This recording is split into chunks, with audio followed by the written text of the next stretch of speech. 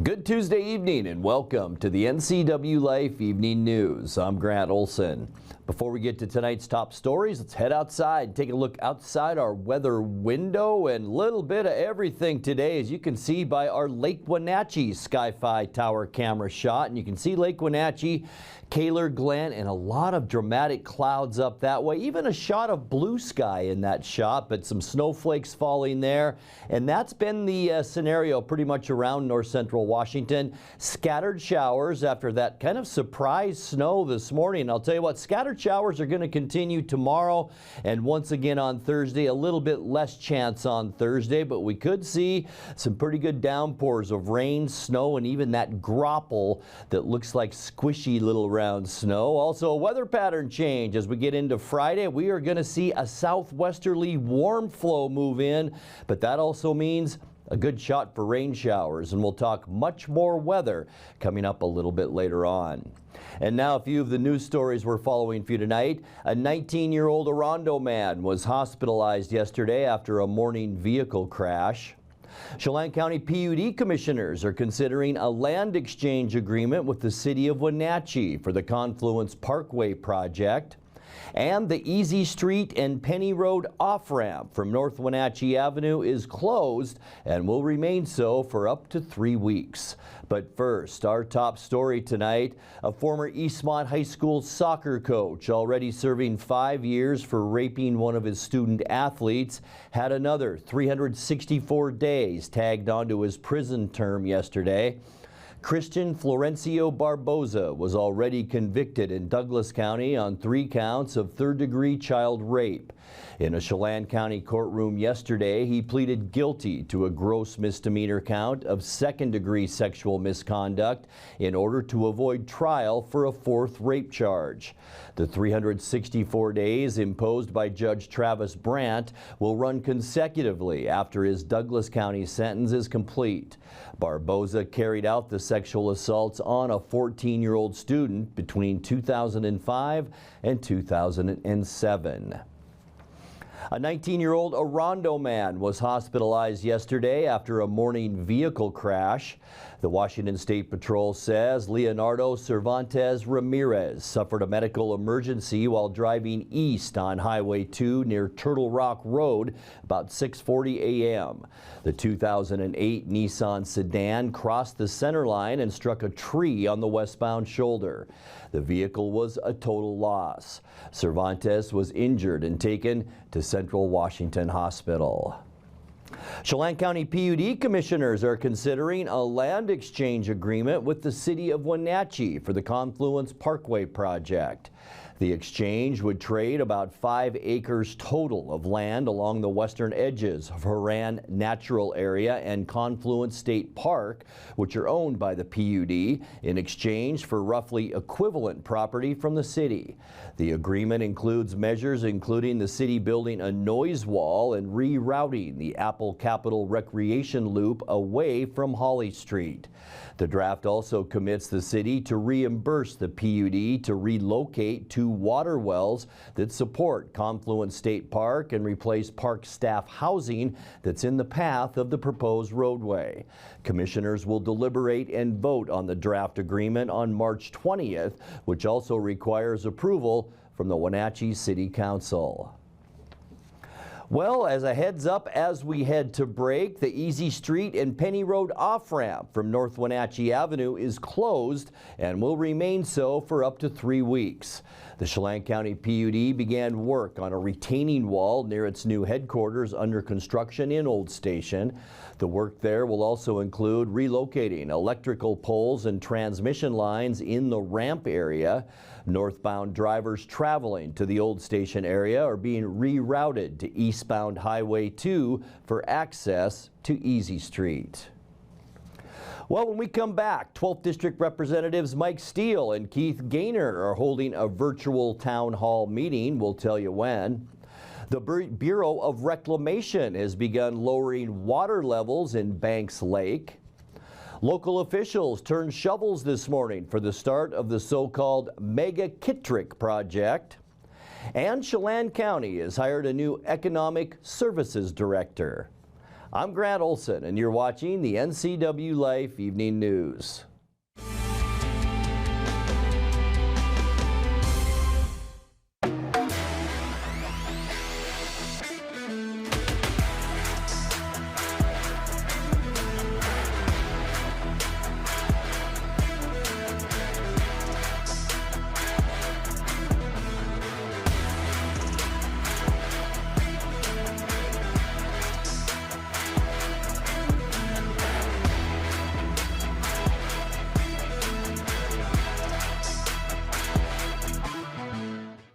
Bring the whole family up to Stormy Mountain Brewing and local public house in historic downtown Chelan.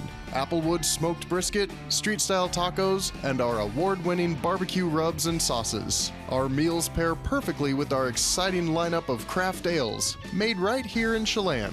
We've got room for big groups, or give us a call for catering. So grab the kids and check out the fun at Stormy Mountain Brewing and local public house located in the heart of Chelan. Hi folks, welcome to Save Mart. How can we help you today?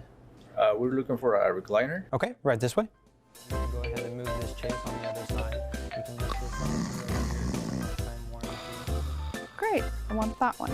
I would like that one. That's a great choice. And I want this one as well. Okay. And I definitely want this one. You'll find it at Save Mart. Full service at a low, low price.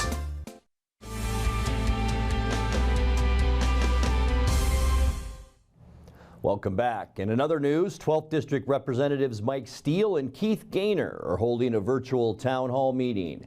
The representatives will be giving updates on the 2023 legislative session and taking live questions from participants. The town hall will be conducted via Zoom on Thursday, March 16th at 7 p.m. Those interested should pre-register on the Washington State House Republicans website or at the link on the screen. Early registration is encouraged as space is limited. The Bureau of Reclamation has begun lowering water levels in Banks Lake. The project is part of annual canal maintenance and invasive weed control at the reservoir. The Grant County Sheriff's Office is warning residents and visitors to stay off the lake during the work, since it's easy for boaters to become stranded as the water level drops. Deputies say if that happens, it may be difficult or even impossible for rescuers to reach them. Well, local officials turned shovels this morning for the start of the so-called Mega Kittrick project, a set of road building and traffic projects that includes an underpass to run under McKittrick Street, east underneath the Burlington Northern Santa Fe Railroad. The cost for initial work is estimated at about $9.5 million. That's more than $5.5 million of its grant funded, with construction expected to start this summer. Sporting goods store Hooked on Toys plans to relocate to a site on the new McKittrick-Columbia intersection.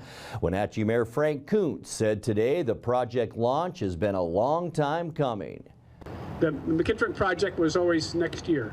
And 5 or 6 years ago, I would ask Gary Owen, when are we doing the McKittrick Street project? And he said, well, we'll do it next year. And then next year would come, and I would ask Gary, when are we doing the McKittrick? And he said, well, next year.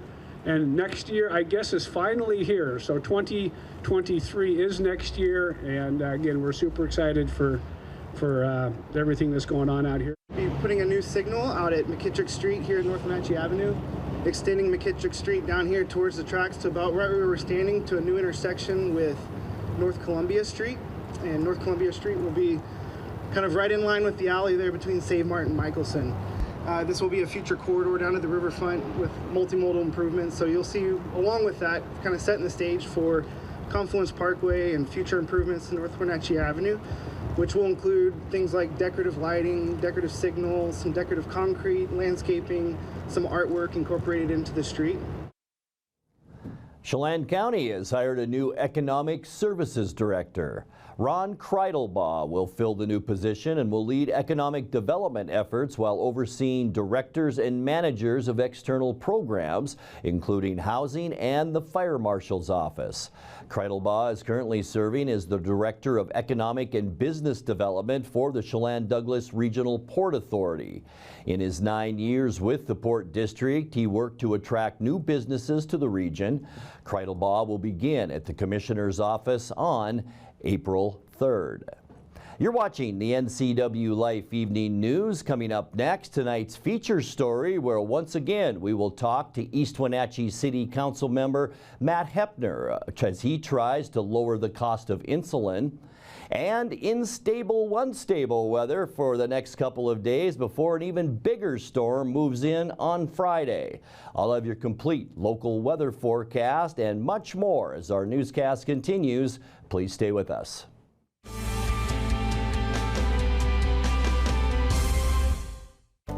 The agents of Kennedy Real Estate Group are committed to providing the ideal client experience. We believe in the power of relationships. Why? Because we don't just work here, we live here. From the nonprofits we serve, the parks where we play, and the local businesses we support, our team understands the value of living in the Wenatchee Valley. Let's begin your real estate story. At D.A. Davidson in Wenatchee, they believe your investment success begins with a personalized plan. A plan that is the roadmap you need to navigate your way to living your best years in retirement. D.A. Davidson can help you create a plan so you can take the time to enjoy the finer things in life.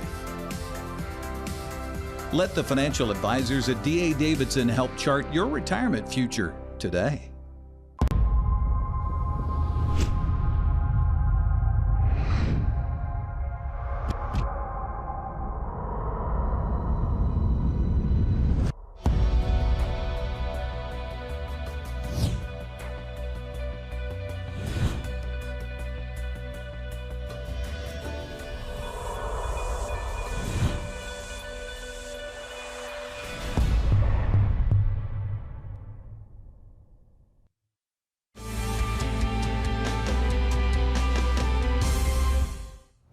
Welcome back to the NCWLIFE Evening News. Finger pokes, blood glucose monitoring, carbohydrate ratios. Those are just some of the things parents have to learn about when their children are diagnosed with type 1 diabetes. But they also learn about the exorbitant cost of the insulin that's needed to keep their kids alive. Last year, the daughter of East Wenatchee City Council member Matthew Hepner was diagnosed with the disease. He spent most of February lobbying the state legislature to extend a $35 price cap on a 2-week supply of insulin. In tonight's feature story, Hepner spoke with NCWLIFE last week about his experience as a type 1 parent. Type 1 diabetes is an autoimmune disorder where the body struggles or fails to produce insulin. So the body can't regulate it, and in order to continue to live, to stay alive, you have to take insulin every day, at every meal, every time you have carbohydrates. And you know, that is one of the struggles, because it's about obtaining and injecting life-saving insulin. If you have too much insulin, it can kill you. If you don't have enough insulin, it will kill you. So it's this balancing act of trying to stay right in the middle. And how do you manage that, especially when you're dealing with children? When your daughter was diagnosed, can you tell me what you and your family learned about just the cost of insulin, the cost of helping your daughter stay alive? We have good union insurance, and I think we have a lot better advantages than a lot of families do. But this year alone, it's March 3rd, and we already have a $2,500 bill on top of the insurance costs. So that's just, you know, the first 3 months, and we're already up that much money. So, I mean, it is horrific what it can do, especially to uninsured families, where they will be seeing $10,000 and $20,000 a year just to stay alive. What have you learned that you can pass on to folks who are in that struggle? You know, keeping my kid alive and, you know, putting dinner on the table at the same time. get insurance as fast as you can. I think it's going to be one of the first things. Trying to navigate the healthcare system is a struggle, is a full-time job almost for parents. And I think getting support and help there, getting guidance. There is a new support group in the Valley. It's part of the Brave Warrior Project. They meet on the fourth Thursday of every month at 6 p.m. Feel free to come and join. It's free, and there's just a lot of conversation, and even just of how to deal with eating. Like, pizza is one of the worst things you have to calculate in your insulin dosages, because it's a complicated food. You got fats, you have proteins, you have carbohydrates, and just tips and tricks. Knowing other people that are dealing with the same healthcare issues that you are, that you're not alone. What if you lose your insulin? Is there somebody you can go to right away? Having a support system, I think, is probably one of the things we really want to see develop here in the Valley.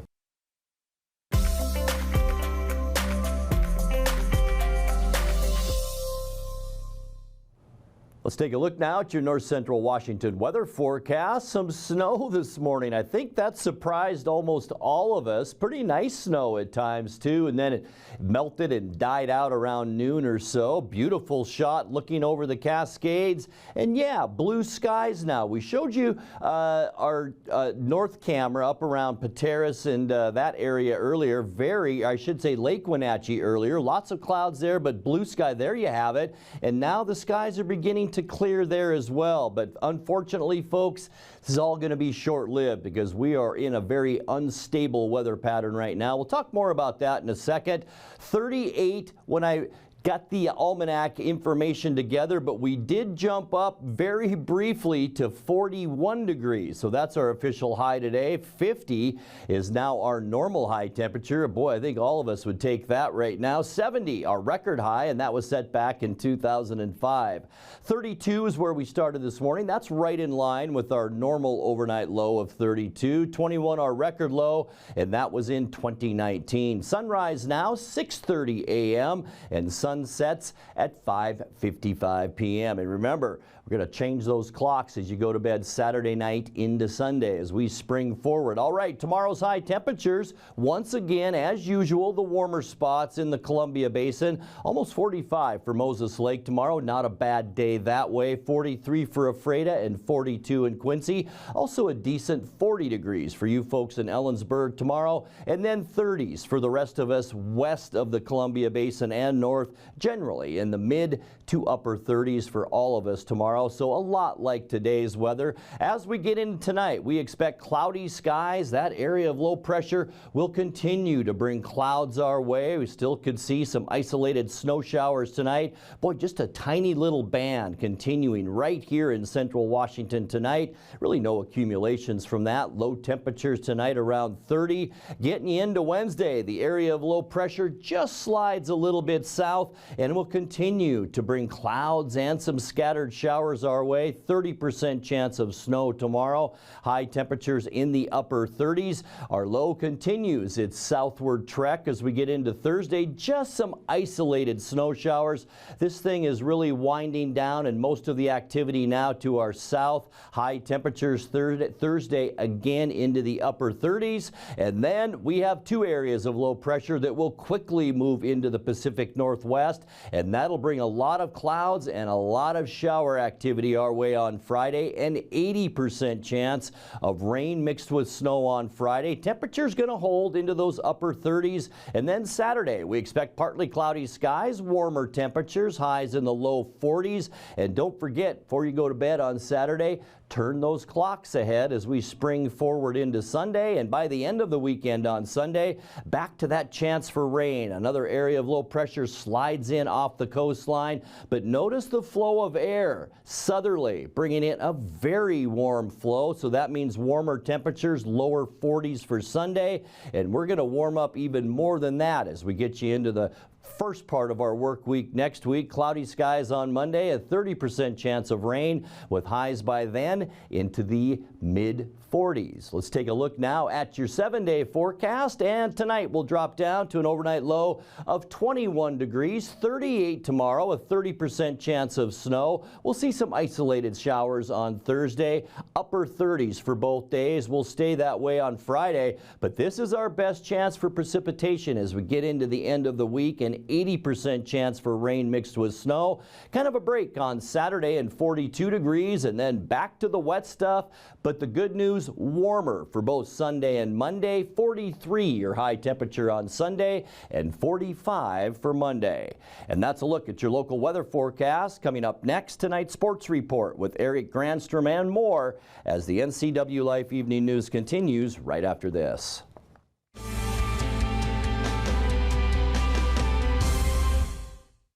I had had a seizure in the middle of the night, and they rushed me to the hospital and decided to induce labor to try to get the baby out. The outpouring of love and support I got from Confluence Health. My coworkers coming to the ICU to be with me. For me, it's the work family. It's just incredible to have support no matter what I'm going through in my personal life, my own health. Merry Maids can clean your entire home, business, or vacation rental from top to bottom, inside and out. Merry Maids will even take care of cleaning your carpets, and they can pressure wash your home. Merry Maids has thousands of happy customers. They've been cleaning homes and businesses in our valley for over 25 years. Check out their glowing reviews at merrymaidesofwenatchee.com and call the cleaning experts, Merry Maids, to get your free estimate. Your satisfaction is guaranteed. So relax, it's done. And now it's a sports update on the NCW Life channel. And a happy Tuesday to you. Geno Smith will be the Seahawks starting quarterback for at least the next 3 years. Seattle and the Comeback Player of the Year have reportedly agreed to a 3-year extension worth $105 million. According to additional reports, Smith could earn as much as $52 million this year alone. Now, in his previous 10 years combined in his NFL career, Smith earned a total of $17 million. General Manager John Schneider touched on the negotiations during the NFL Combine last week.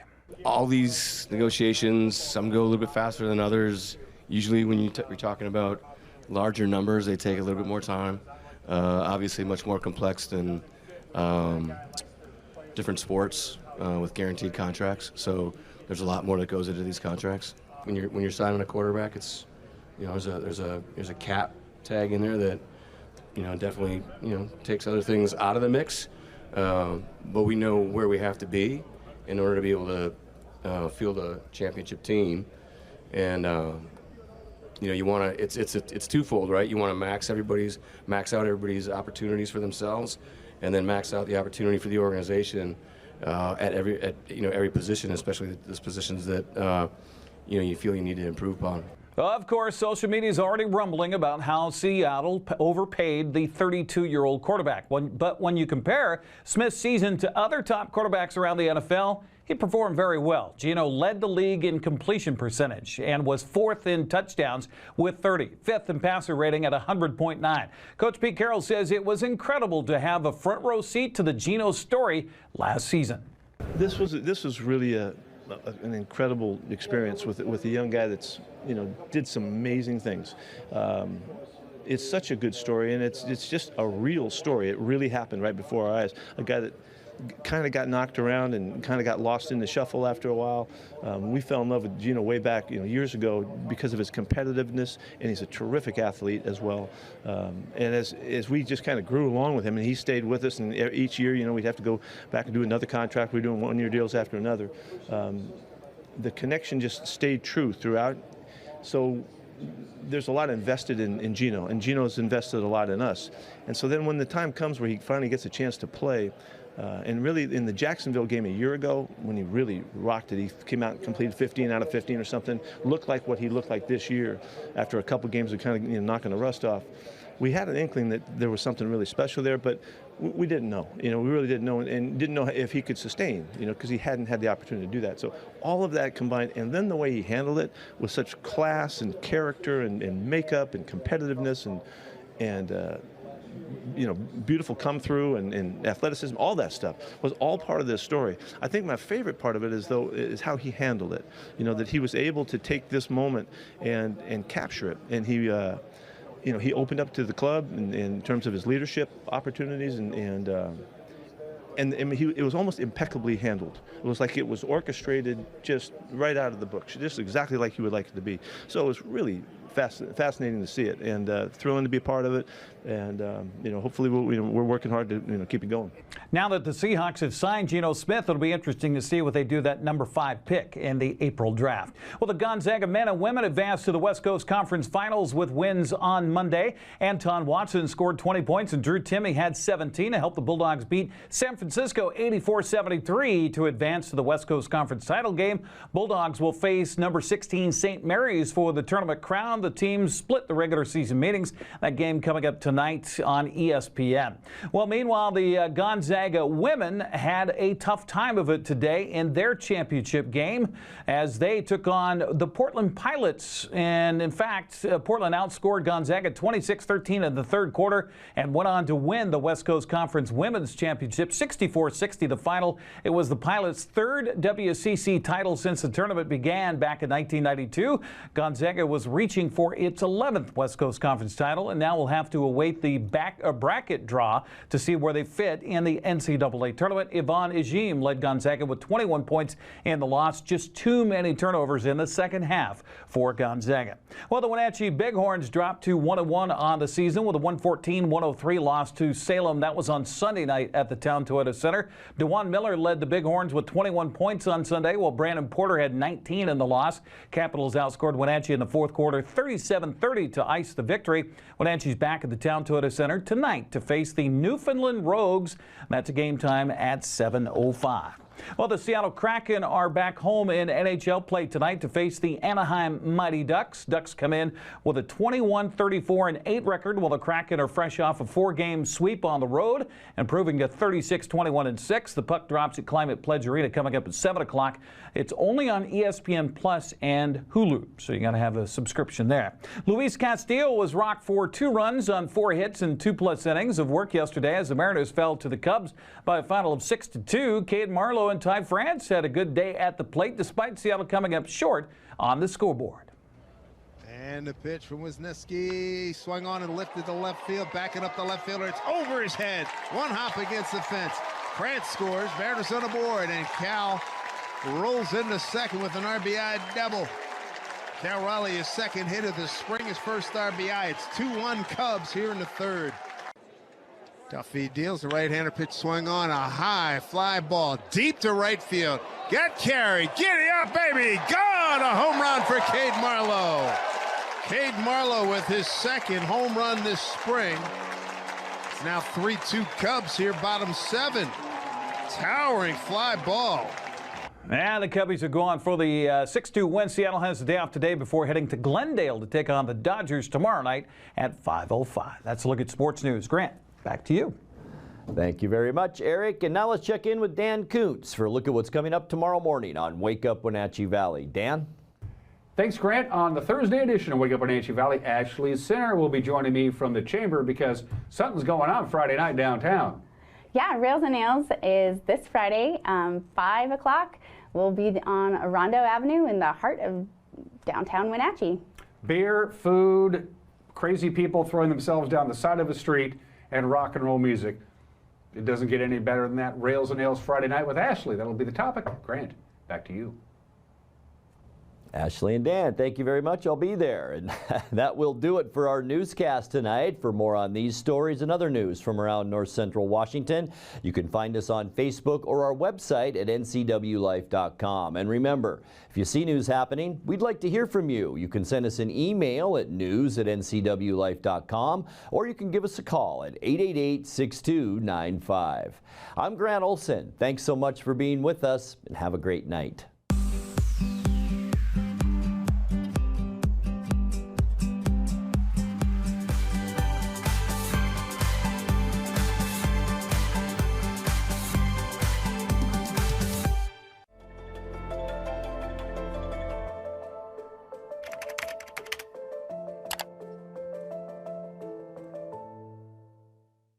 invite you to watch Network TV. I interview different guests in technology, entrepreneurship, business, education, and nonprofit. It's a bit of a variety show, and you never know who you're going to meet or learn about on Network TV. Tune in weekly to the NCWLIFE channel. News, weather, and sports. It's all here weekdays at 5, 6, and 10 on your local news source, the NCWLIFE channel.